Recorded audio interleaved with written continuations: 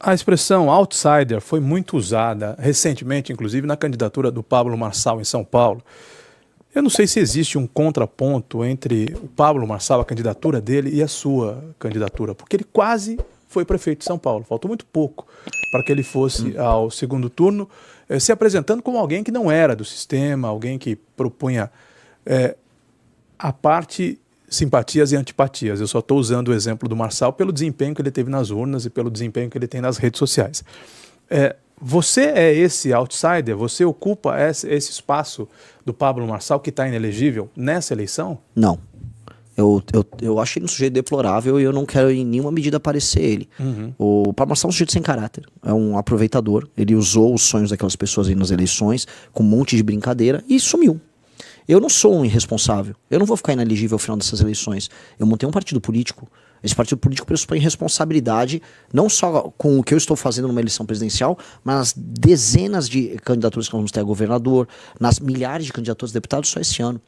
Eu tenho uma responsabilidade para com milhares de jovens que ficaram coletando assinatura debaixo do sol no Brasil. Então eu não posso fazer isso e ser um brincalhão. Eu posso ser colocado como outsider no sentido de que eu não estou no grande jogo, ou seja, eu não estou na lista de amigos do Vorcaro. Não. Né? Mas eu não sou um outsider no sentido de que eu vou ficar arrumando briga, falando, eu não tenho nada a ver com esses caras. Não, eu montei um partido. Eu montei um partido porque eu quero alterar o sistema. Até porque não existe isso de viver para além de um sistema. Nós estamos numa emissora. Para estar montado, a água está no copo aqui, pessoas trabalharam, existe um sistema de organização. Sistema, no fundo, são sistemas de organizações sociais. São lógicas de relações interpessoais que criam, vamos dizer, objetivos comuns e resultados comuns. Eu quero que esse sistema no Brasil seja bom para os brasileiros. Então, falar que eu sou, vou estar aí para romper tudo, não sou eu. Eu não sou esse cara. Meio-dia, 17 minutos. Em nível nacional, Renan, vou aproveitar a sua presença aqui. Você também citou a lista do Vorcaro, que tem grandes nomes do empresariado. Tem praticamente todos os nomes. Vou até pegar aqui para ler os nomes que aparecem. É um furo do SBT News, da Basília Magno. E aqui nós temos nomes como o governador Ibanez, de Brasília. Esse já era... João Dória. Você viu a troca de mensagens? O Dória preocupado com ele? Não vi. Não, vazou a troca de mensagem. Alexandre de Moraes, Ricardo Lewandowski. Eu também vi Henrique Lewandowski, que suponho tem algum grau. Acho que é o filho dele. Com o Ricardo. Ciro Nogueira. Esse, nas festas, era o hit. Nós lemos aqui Cláudio Castro, provavelmente governador do Rio de Janeiro, não sei que seja um homônimo. Cacai, grande advogado. Wesley e Joesley Batista. Parceiros de negócio na Venezuela, clássico, inclusive. Né? Eles não podem estar fora. Aqui aparece também Eduardo Tanuri, que deve ter alguma ligação com Nelson Tanuri. Eu não sei qual é o parentesco. Mais uma vez aparece ministro Lewandowski, Toffoli. Parceiro de... sócio, né? Sócio no Paraná. Hugo Motta. José Dirceu. Ministro Valdir Salomão. Senador Irajá. Gabriel Galípolo, presidente do Banco Central. E por aí vai. É assustador, né, Renan? Sim. Me permita dizer, é assustador, porque a Vivi Moraes, deve ser a esposa do ministro Alexandre Moraes, que é colocado aqui como Vivi Moraes, ministro Silvio Costa Filho. Sim, já estava no Petrolão. É assustador porque parece que não vai sobrar ninguém, de nenhum viés político, de nenhum posicionamento político, do empresariado, do judiciário, infelizmente também de igrejas evangélicas, lideranças a Lagoinha muito envolvida. E assim, que bom que você citou esse ponto, porque é um escândalo ecumênico. Ele vai da direita à esquerda, do topo do STF até prefeituras pequenas no interior da Bahia. Ele é da direita à esquerda, de cima a baixo. Ele pega tudo. São poucos os que podem falar, eu não tenho nada a ver com esse escândalo. Esse escândalo toca quase tudo. E eu ainda não falei do setor privado, eu estava falando da parte pública. Setor privado, o grau de contaminação de empresas grandes no mercado financeiro que saíram vendendo o CDB do Banco Master sem nem ligar, é enorme. A gente está falando de dezenas de bilhões. Eu não vou citar um nome aqui, assim, teve uma que é muito famosa, talvez a maior de todas, ela vendeu mais de 30 bilhões em CDB do Banco Master, indicando para os seus clientes, não, isso aqui parece uma boa compra. Isso é loucura. Mas é um esquema gigantesco, né? Um negócio impressionante. Foi o maior esquema de corrupção da história do Brasil. Isso aqui já é fato dado.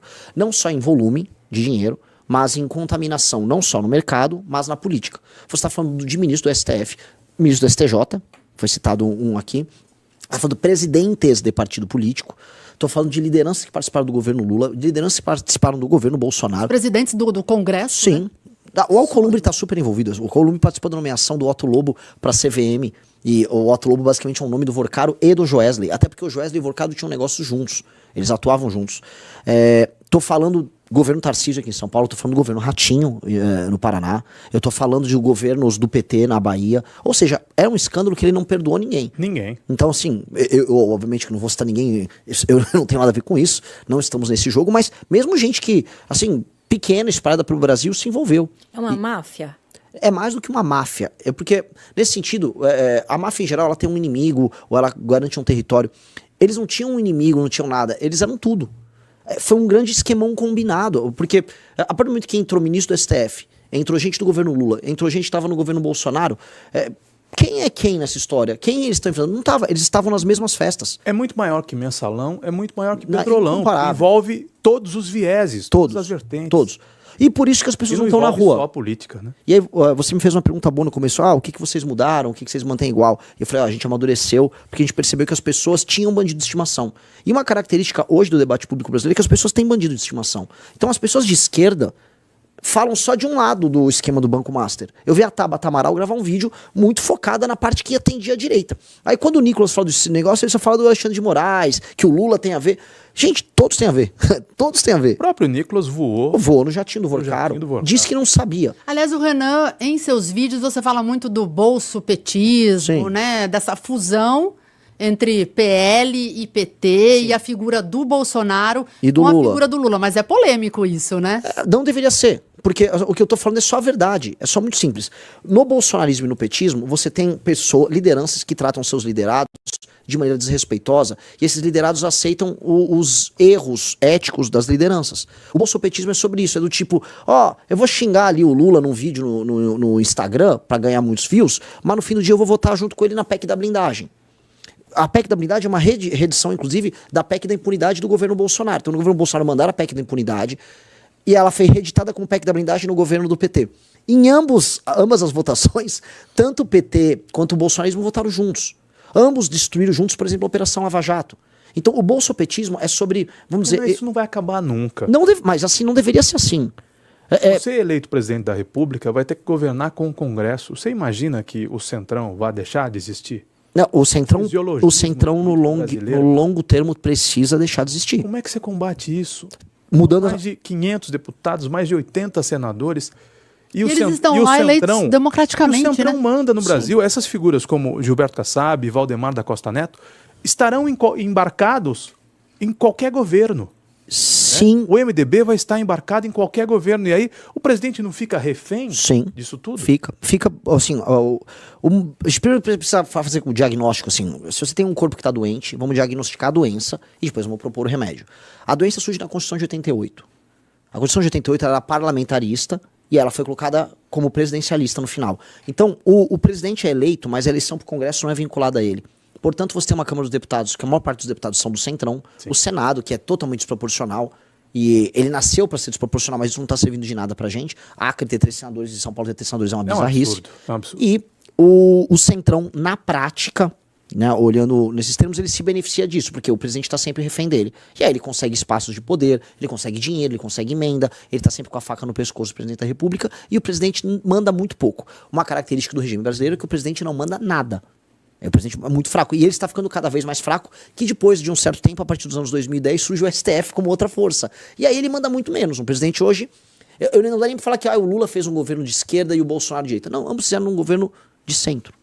Governos mitigados. Eles só têm um discurso pra claque deles lá, que é meio... Mas você acha ruim isso, um governo de centro? Acho ruim no governo de centro, porque o centro, nesse sentido, é um centro que não ataca de maneira radical. Fica em cima do muro em situações... Exato. Então ele nunca passa uma reforma econômica realmente ousada.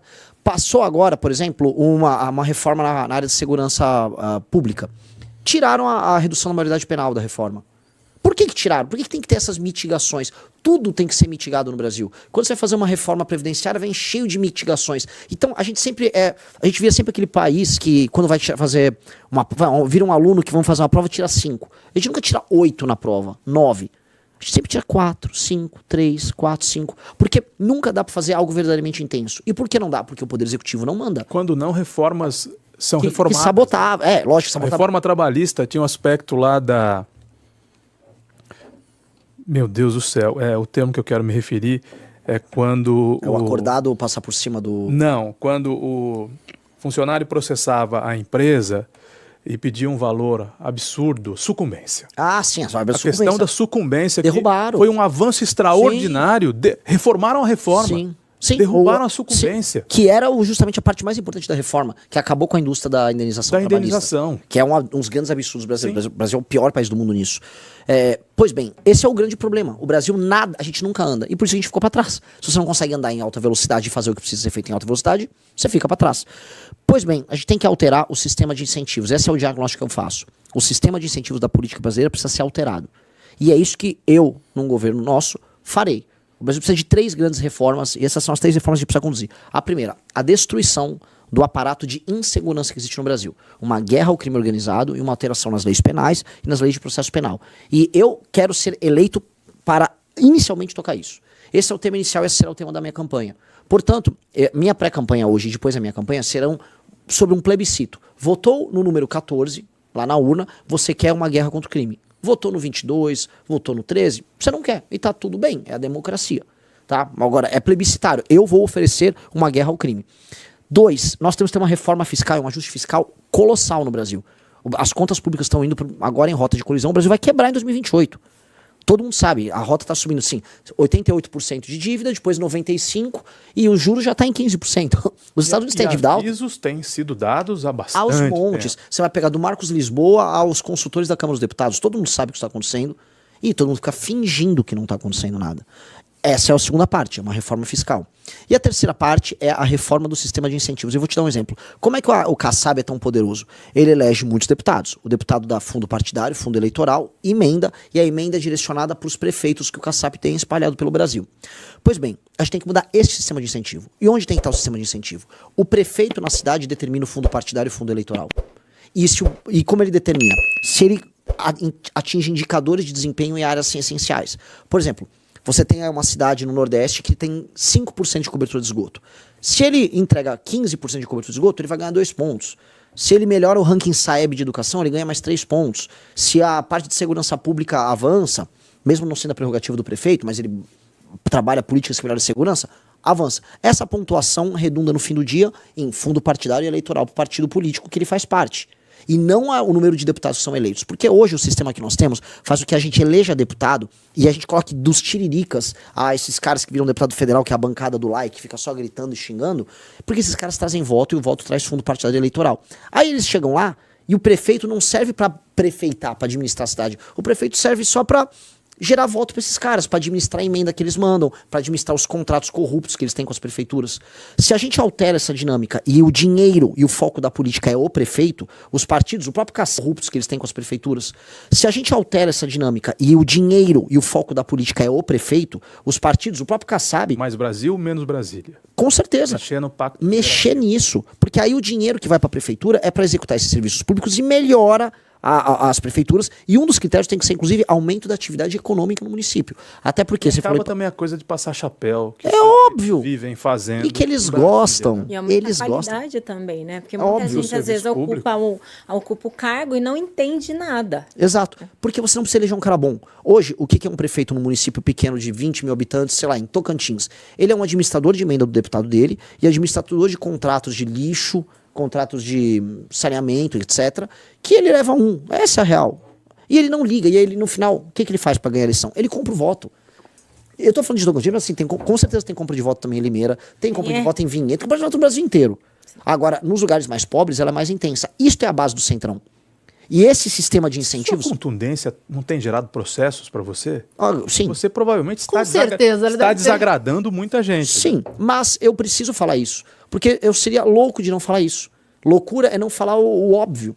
Então, o que eu estou propondo é um negócio tão simples. Se a gente altera esse sistema de incentivo, o foco dos partidos passa a ser eleger prefeitos bons. E qual é a base disso? A ideia é critérios objetivos de avaliação, que são determinados, vamos supor, pode ter uma auditoria externa, mais o IBGE, o IPE, a gente pode chamar instituições, inclusive de Estado, para estabelecer quais são esses critérios. E esses critérios, no fim do dia, não são avaliados pelo eleitor. Sabe por quê? Porque eleitor no Brasil, você compra. E o eleitor não sabe avaliar se tem mais ou menos esgoto na cidade dele. O eleitor, então, ele tem que ser condicionado a desempenhos que ele mesmo não sabe. Então a gente tem que entender que a democracia no Brasil, em alguma medida, foi falha. A democracia brasileira pegou pessoas muito humildes, pessoas muito pobres que não tinham o que comer e deu um direito de votar, e essas pessoas trocaram esse direito por um saco de arroz, por um saco de cimento, por telhado na casa dele. Trocam. Mas, pelo amor de Deus, aumentou isso. Não é que estava diminuindo. Agora que voltou o orçamento secreto, são 50 bilhões, esse ano vão ser 65 bilhões em emendas. Essa emenda é desviada. E aí essa emenda desviada vira caixa 2, esse caixa 2 vira compra de voto. Então a gente tem um gigantesco sistema de compra de consciência no Brasil. E as pessoas falam, isso é o Bolsa Família. Não, não é o Bolsa Família, isso é outra coisa, tem nada a ver com isso. Eu tô falando do que alimenta as eleições. Se a gente não resolve isso, falar que a gente vive numa democracia é uma mentira. É uma mentira, a gente não vive numa democracia, a gente vive em outra coisa. Isso aí é outra coisa. Não tem nome ainda, né? Não tem nome. Assim, é um regime inventado no Brasil, em que a gente finge que tem eleições e as pessoas estão comprando o voto uns dos outros ali. Mas, Renan, você tem uma medida polêmica. Você está falando dessa questão da relação dos prefeitos, as emendas, a sustentabilidade desses municípios. Mas você propõe a fusão dos municípios e, inclusive, que eles deixem de existir se eles não se sustentarem? Sim. É polêmico também. Sim. Fale sobre isso. Algumas pessoas chegaram a confundir. Eu estava dando uma entrevista no interior do Ceará. Você vai passar um trator na minha cidade? Eu falei, não. Eu vou fundir institucionalmente a cidade com outras. Então você tem, por exemplo, 5 cidades de 2, 3, 4 mil habitantes perto uma da outra, vamos fazer uma só. Tem que ter uma unidade administrativa com no máximo 9 vereadores e com no máximo um prefeito. Quando você, às vezes tem 10 cidades que não dá uma cidade de verdade. E nenhuma delas é autossuficiente em termos de arrecadação. Então elas não são cidades. Elas são uma ficção em que uma família administra aquelas pessoas, dão uma graninha para as pessoas, administram as pessoas mais pobres colocando elas na prefeitura e ficam vivendo de dinheiro do governo federal. Aí você vai somar 10 cidades, no mínimo você tem que ter 9 vereadores, são 90 vereadores, são 10 prefeitos, são 10 secretarias de saúde, aí empregando 10 amigos do prefeito. O que você vai salvar de dinheiro público aí são dezenas de bilhões. E aí você racionaliza isso, porque eu faço isso e ainda temos que colocar uma política de metas na gestão pública. E o cara vai ter que cumprir meta. Se o prefeito cumprir uma meta, o partido dele ganha dinheiro e ele está qualificado a receber emenda. Se ele não cumpriu a meta, ele perde os direitos políticos por 8 anos e não pode concorrer à eleição naquele município. Simples. Simples. Simples e direto. Esse é o modelo que a gente tem que alterar para alterar toda a dinâmica da democracia brasileira. Aí as coisas começam a andar em outra direção. Porque hoje, todo incentivo para um político no Brasil é ter um monte de prefeito vagabundo trabalhando para ele, a população não liga, a população está meio que largada às traças, especialmente nos lugares mais pobres, e eles vivem de sugar dinheiro do governo federal. O problema é que o dinheiro não é do governo federal, o dinheiro é das pessoas. Então, um entregador de comida, um motorista de Uber, tá ralando o dia inteiro. Você citou teu filho, um menino trabalhador, tá trabalhando já? Tá ralando para sustentar um prefeito que ele nunca viu na vida dele e que não tá entregando nada para a população local. Essa dinâmica, que é uma dinâmica de exploração, tem que acabar.